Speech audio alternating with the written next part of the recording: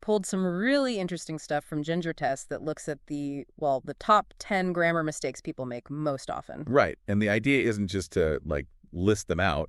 We want to dig into why these specific ones are so common and, give you some solid ways to handle them. Yeah, make things clear. Because good grammar, it just helps get your point across, doesn't it? Exactly. Clear grammar, clear message. And let's be real, you've probably run into some of these yourself. I mean, I know I certainly have stumbled over a few of them over the years. Definitely. We all have. So, you ready to sharpen up those grammar skills? First up, let's tackle a really common one.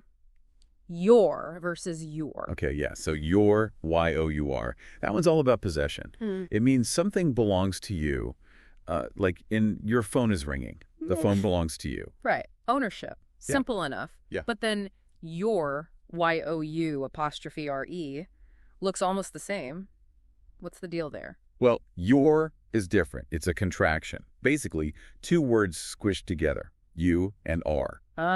So if you say, you're doing great, you're really just saying you are doing great, but, shorter. And Ginger Test points out a super easy way to check this, doesn't it? It does. Just try swapping it out. If you can replace the word in your sentence with you are, and it still makes sense, then you need your with the apostrophe. Perfect. Like, you're awesome. Does your awesome work? Yes. So apostrophe. Is this your car? Is this your car work? Nope. No apostrophe. Exactly. It's a quick little mental check. Takes the guesswork out. Okay, let's move to the next big hurdle. It's a trio this time. There, and there. These three, oh boy, why are they such a headache? Well, a big part of it is they sound exactly the same when we speak. T-H-E-I-R, T-H-E-R-E, T-H-E-Y apostrophe R-E. All sound alike. Yeah, identical. But they mean totally different things. So there, T-H-E-I-R, that's like your. But for a group of people. Yeah. Possession again. Okay, so their presentation was really insightful. The presentation belonged to them. Precisely. Group ownership. Then you've got there, T-H-E-R-E. That one usually points to a place or location. Like, let's meet over there. Or there's a mistake in this line. Kind of points something out. Exactly. Think location or just introducing something, like in your second example, there is. And finally there, T-H-E-Y apostrophe R-E. Let me guess. Another contraction. You got it. Short for they are. So the work on the report is just they're working on the report. Okay, so we have group possession, there, a place or pointing word there, and they are shortened. Keeping those separate jobs in mind is key, I guess. It really is. Context is everything with these three. All right, next pair. It's versus its. This one feels weird sometimes. Like it breaks a rule we expect.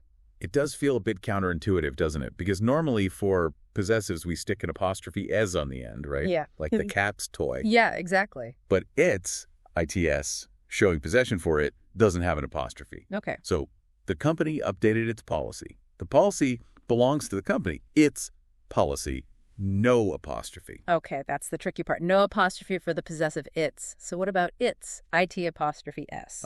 Well, that one follows the contraction rule we saw with your and their. It's always short for either it is or it has. So it's raining means it is raining, and it's been a long day means it has been a long day. Exactly. And the same test works here, too. Can you swap in it is or it has?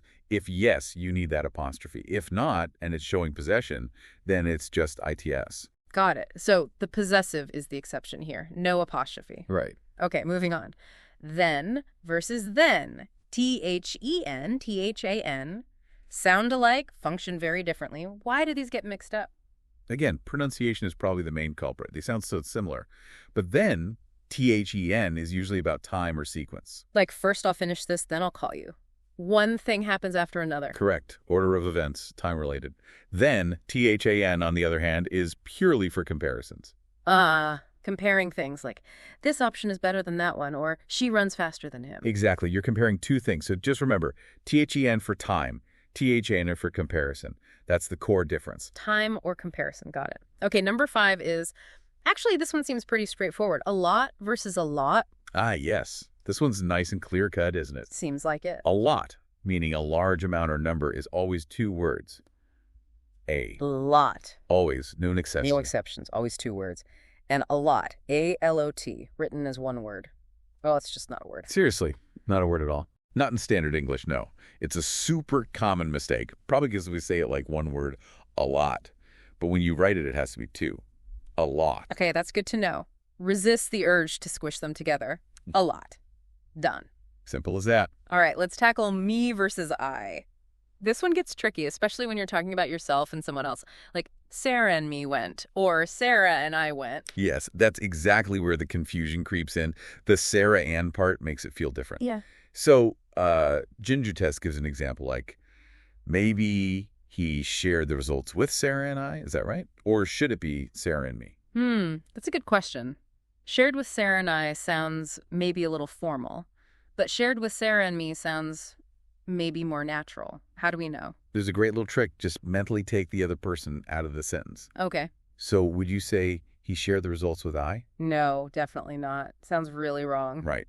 You'd say he shared the results with me. Ah, so that means it should be he shared the results with Sarah and me. Exactly. Now let's try your other example. Sarah and I went to the store.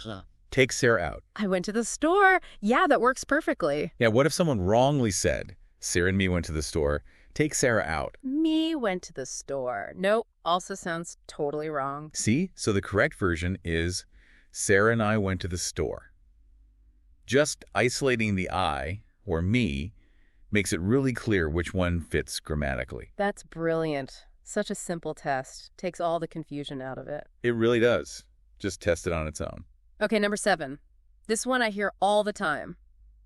Could've, should've, would've. Oh, yeah.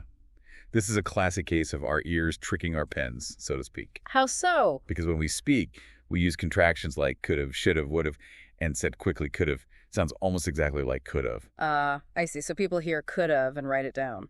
Pretty much. Mm-hmm. But grammatically, could've, should've, would've are just incorrect. The correct forms are always could've, should've, would have. For the contractions could've, should've, would. Yes.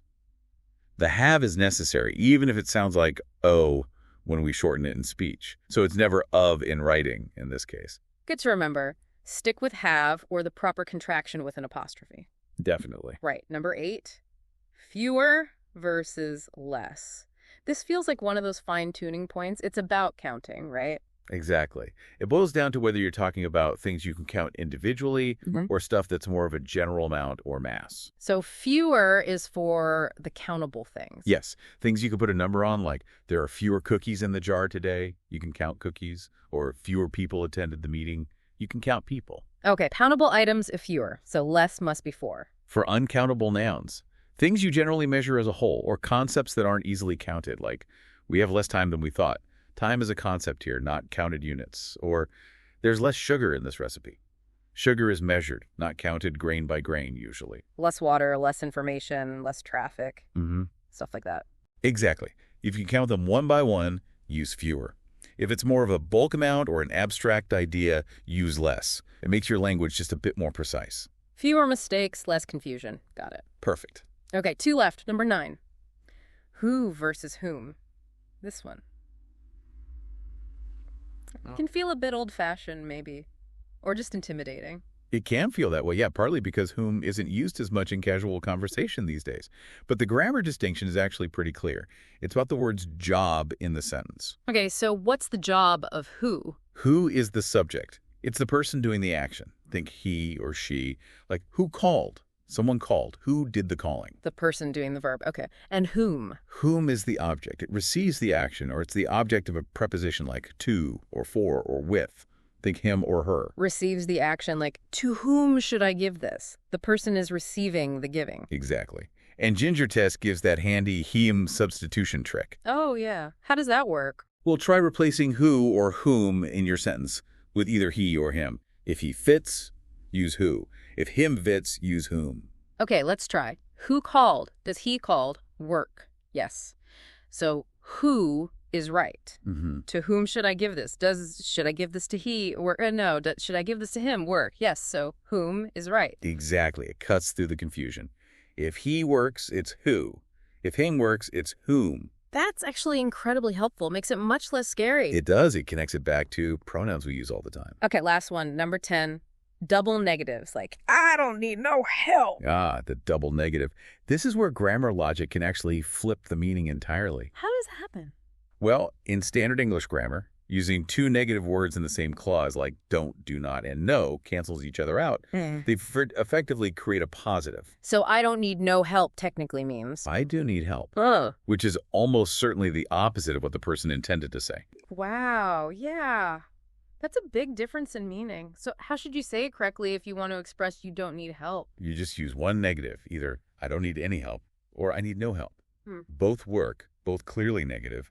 Just avoid stacking two negatives like not and no or can't and nothing. Right. So unlike in math, two negatives in grammar make a positive and usually one you didn't intend. Precisely. It's a common trap, especially maybe influenced by informal speech patterns, but in writing and clear communication, you want to avoid it. Okay, well that's the top 10 according to Ginger Test. It's actually really useful seeing them all together like this. It is, isn't it? And none of these are things to feel bad about if you've made the mistake. They're common for a reason. Absolutely. But knowing the difference, understanding why it's fewer, not less, or I, not me in certain spots, that gives you a real edge, I think. Just makes your communication that much sharper. Definitely. It's about clarity and making sure what you mean is what comes across. So maybe think about which one of these really stood out to you. Was there one that made you go, aha, so that's the rule? Something to focus on next time you're writing. Yeah. And maybe consider this. If you were to consciously focus on fixing just one of these in your own communication consistently, which one do you think would have the biggest positive impact on how clearly your message is received? Something to chew on.